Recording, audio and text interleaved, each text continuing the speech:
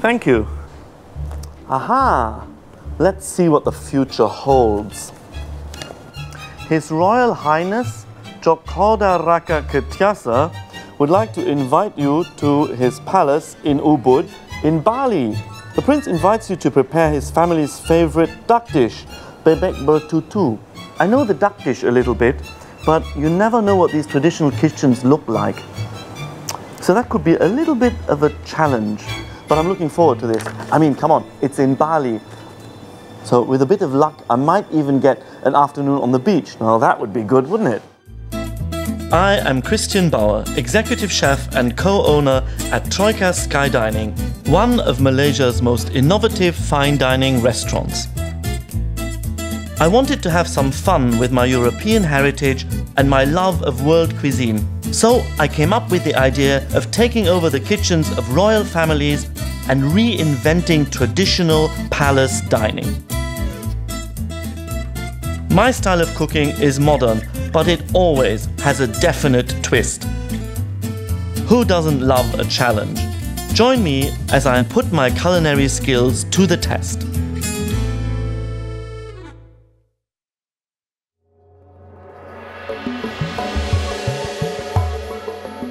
I have landed in Bali and I'm heading north to Ubud to meet and cook for the royal family. This is a wonderful opportunity for me to learn about their legacy and history and to infuse my skills with Bali's rich cooking traditions. You arrive and the smells and the sounds of the island are all around you and you can feel yourself relaxing. It's really amazing. Hidden up in the hills, away from the beaches, the town of Ubud is surrounded by small villages and rice fields. 100 years ago, the ruler of Ubud was one of the most powerful people on the island. The current head of the family is Prince Jokoda Raka Ketiasa, the son of the last king of Ubud. The royal family can trace their lineage back to over 700 years. And the prince still remains the guardian of ancient Balinese traditions. The prince is ready to see me, and I've put on my traditional chef whites, especially for the occasion. What are your responsibilities as a prince of Ubud?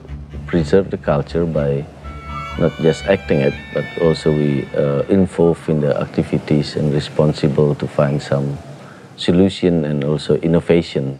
And why is it so important to preserve Ubud's culture? Preserve the culture, I think not just in Ubud, I think in general it's very important because the past has always give you some inspiration and also educated you to learn for a better life in the future. Yeah. But in an age of international globalization, are royal traditions actually still relevant? As far as the royal commitment still preserve their culture by the energy, by financially, by education. And we hope that Balinese can still keep the system that we've been descended as a part of our philosophy in our life, which is called Trihita Karana. So we can be harmonized, live between human to human, between human to their God, human to the nature and the environment. How important is food as part of the Balinese culture? They have a very simple daily food, yeah. It's more, in the past, it's more vegetarian, a little bit of egg, fish, and also chicken. The Prince of Ubud has invited me to cook the classic Balinese bebek bertutu, a duck stuffed with spices, onions and garlic, wrapped in banana leaves and cooked very slowly in the embers of smouldering rice husks. The bebek bertutu, what role does it play in your family tradition? The bebek is considered as a holy food, yeah. It's different than the chicken because a high priest don't eat chicken. Oh, really? Yeah, like a goose, they can divide it, the good and the bad when they eat, you know, not just eat the mud and everything. That's why the smoked duck is special cooking with special spicy. And they cook it very slow, actually. by the heat of the firewood, and sometimes take 12 hours. Good luck with your experience. I'll need it. The Ubud royal family can really rewrite the book on unconventional marriages. In a whirlwind romance, Prince Raka fell head over heels in love with Australian Jane Gillespie, a preschool teacher from Sydney who was vacationing in Bali with her mother. In 1978, the prince married Jane in a lavish royal wedding, and Jane became Princess Astrid, and also a Hindu. The couple's youngest son, Chokorda Bakus Dwi Santana Ketiasa, better known as Chokus, has his own fairy tale love story. In 2010, he married Happy Salma, a prominent Javanese actress, in a regal ceremony at the Royal Palace in Ubud.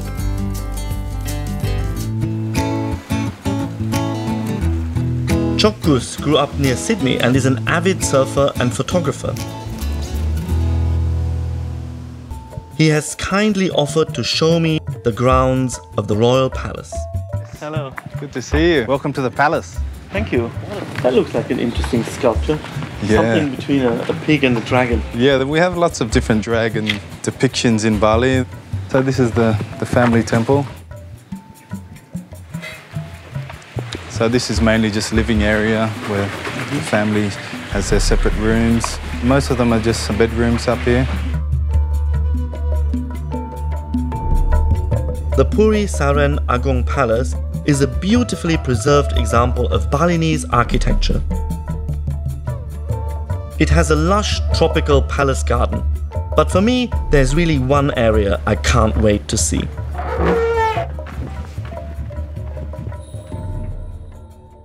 So this is the kitchen. What do you think? Whoa!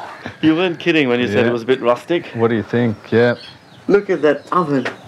Well, this is the traditional way we cook in Bali, and this is the only way that my grandma knows how to cook. So this is what you're going to have to try and work with. I think the challenge has just gone up a couple of notches, or 20. Well, how about I introduce you to my grandma and we can get from there. Grandma Nayang is the last of 12 wives of the old king of Ubud. She and her kitchen staff are still using the ancient kitchens to prepare meals on a daily basis.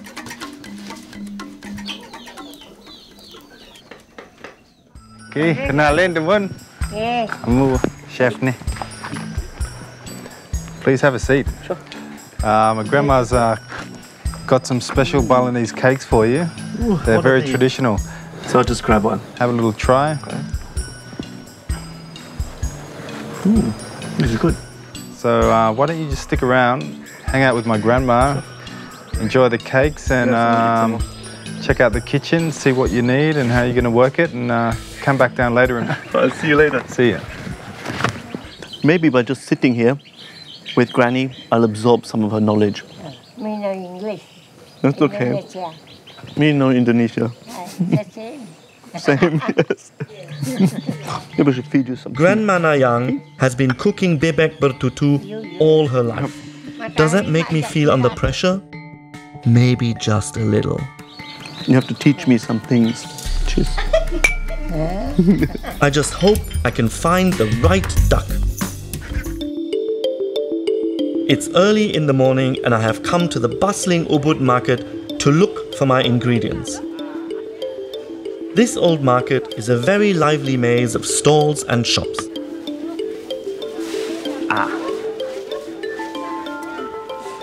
These are actually very nice. Very good quality. Shallot needs to be firm, not wet. Perfect.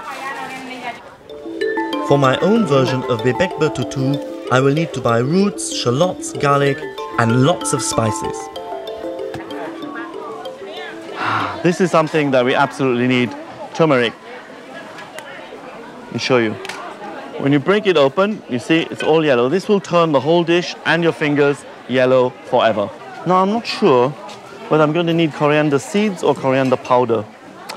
So I think better buy both. I think I'm going to be over budget soon.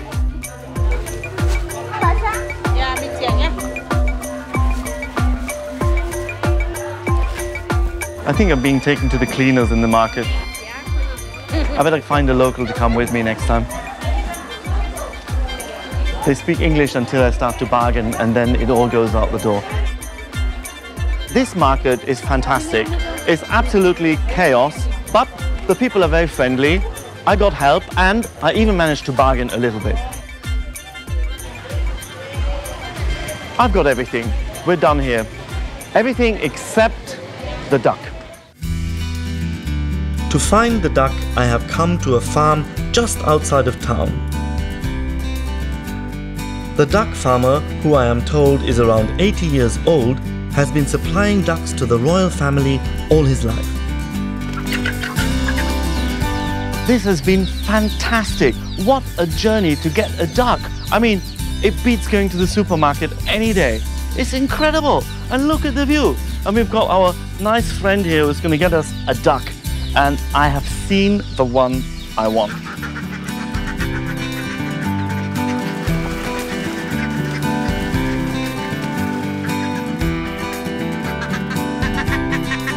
Forgive me for eating you. From the farm to the table, it doesn't really get much closer than that. Try to choose one that is nice and plump.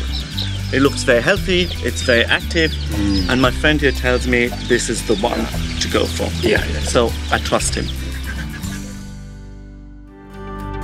Back at the Royal Palace in Ubud, my duck has been prepped, and now it's time for me to start marinating the meat. I've got my basket right here. All the things that we got from the market. We've got all our roots and we've got our green beans, which we're going to turn into a little salad to go with our duck. We're going to do this duck in a traditional French way. We'll take the Balinese spiced duck and we'll cook it in duck fat, like the French do. Now what we need to do is we need to get our spice and herb mix ready to marinate the duck. To be able to do that, we need a mortar and pestle. I bet you this is 200 years old and very well used. I'm gonna need a lot of things to fill this one. We're gonna chop this up too. We have ginger, turmeric. We have one very special ingredient. You can really only find it in Bali, and that is kencur. It's also a root that gives that very earthy flavor. And then that can go into my tombok as well. It's about time to add the belacan. It looks a little bit like a dried cow pad, but it's actually shrimp paste. This is vital for the flavor. I've got a little bit more pounding to do. This is moving really fast. And we're ready to marinate our duck. So this goes on here. We don't need that much of it. Whoa! You've got the spiciness from the chilies, the garlic, all the roots that we put in there, and that earthiness that we really wanted, it's right in there. This is a tangerine. We call it jurup. And it's also going to tenderize our duck meat. These ducks are very different from the French duck. These ducks actually run around the rice field all day long. That's why they're a bit skinny and they're also a bit tough. But the taste is fantastic. So now all I need to do is cover it with duck fat. I'm letting the marinated duck simmer on a low fire for a few hours. And I'm heading to the upmarket seafront town of Seminyak, where Princess Astrid, the former Jane Gillespie, has invited me to tea at the restaurant she owns and runs. What a pleasure to meet you, and what a charming restaurant. Thank you for coming to Bali for the big challenge of doing your interpretation of bebek betutu in our very rustic, traditional kitchen. It is going to be a bit of a challenge. I've read a little bit about your life story. So you come to Bali, you meet a man, you fall in love, and you marry a prince, and suddenly your life changes completely.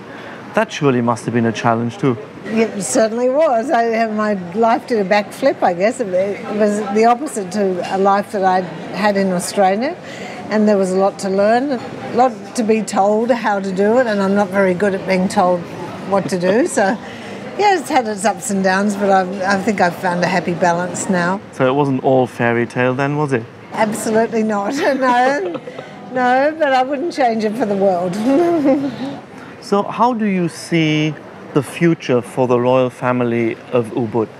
Well, you've met my son, Chokos, or Max as we often call him, and he's married to an Indonesian woman, Happy, who should be here any moment. And my other son, Chokday, is also involved in the community and in the family, so I'm pretty confident for the future. Today, we happen to have the Keroncong band, which was originally Portuguese, brought to Java and has sort of gone through a few changes, and now it's here in Bali. And, hopefully it's our little contribution to the culture of Indonesia at least. So why don't you stick around and watch it? Oh, absolutely. Thank you very much. Great.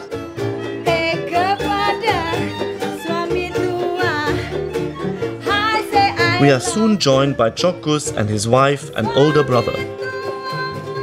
Tomorrow I will be facing the challenge of cooking in a centuries-old kitchen, and I will have to serve my interpretation of the classic bebek bertutu.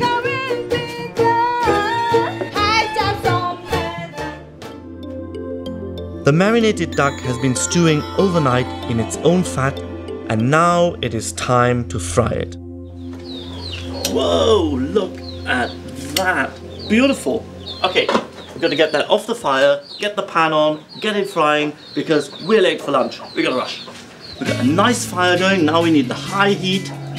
I need a good amount of oil. We use the same oil because we've got all the flavor in there.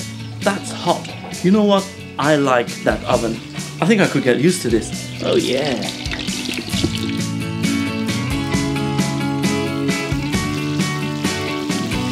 Right, we're done.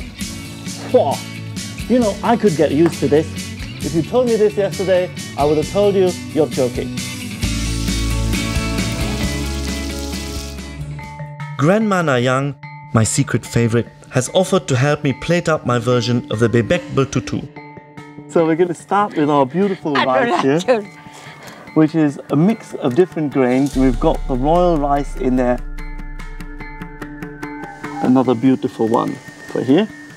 And then we need the duck breast. Careful, the knife is very sharp. We even got a little bit of pink left in our duck. And get that. For our last step, vegetable.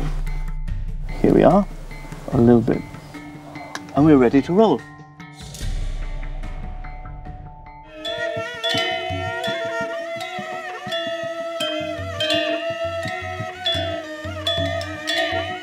Ubud's royal family have arrived and they have taken their seats. This is the moment I've been waiting for. I have changed an ancient Balinese recipe into a modern dish. Will the royal family enjoy my dish and bestow my interpretation of bebek bertutu with their seal of approval? Here it is. Right. Where's the duck? No, I'm scared. I've separated the dish into the legs, which I have marinated in the spices and then slow cooked in duck fat, and the breast, just a little bit of tangerine and sambar pan-seared. It should still be pink. Let's hope it's good. I'm nervous. Look good.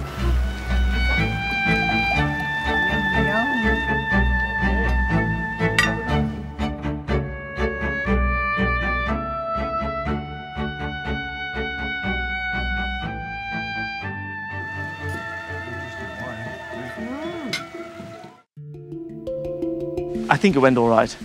I looked at the duck, I tried some of the breast, it was juicy, it was a little bit pink, I like the legs, but okay, I see some smiles, nobody's looking at me, which is a good sign. Let me just go and check.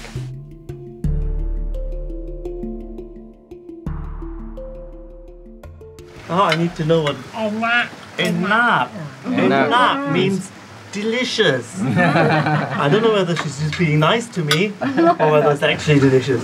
We would like to congratulate you and Thank you. keep on going experimenting the ducks. Thank you. Oh, Fantastic. Thank you. Really enjoyed it. thank you.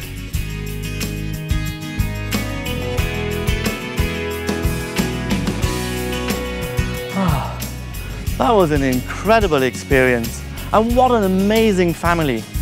Sometimes you wonder, how does a royal family manage to stay relevant in this modern day and age? I guess it's all about adapting to the challenges and connecting to the people, no matter what the obstacles are. You know, I think it's all about love, family, and tradition. A bit like food, really. Join me again next week when I travel to visit more of the world's royal families in Cooking for the Crown.